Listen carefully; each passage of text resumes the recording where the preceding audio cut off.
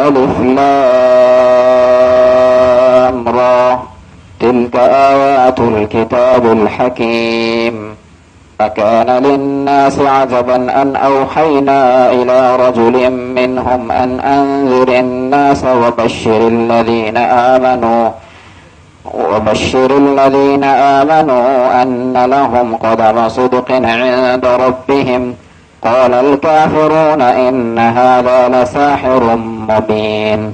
إن ربكم الله الذي خلق السماوات والأرض في 6 أيام ثم استوى على العرش يدبر الأمر ما من شفيع إلا من بعد إذنه. ذلكم الله ربكم فاعبدوه أفلا تذكرون.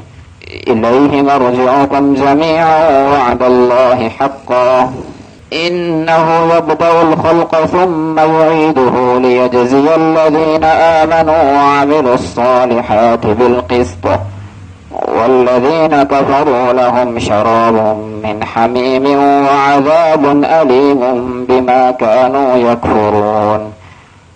هو الذي جعل الشمس ضياء والقمر نورا وقدره منازل لتعلموا عدد السنين والحساب.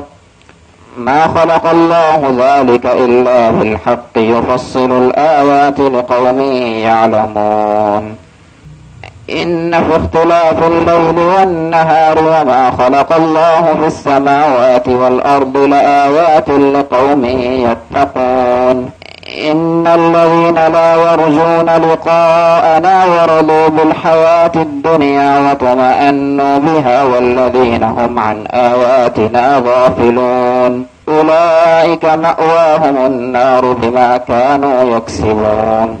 إن الذين آمنوا وعملوا الصالحات يهديهم ربهم بإيمانهم تجري من تحتهم الأنهار في جنات النعيم. دعواهم فيها سبحانك اللهم وتحيتهم فيها سلام وآخر دعواهم أن الحمد لله رب العالمين.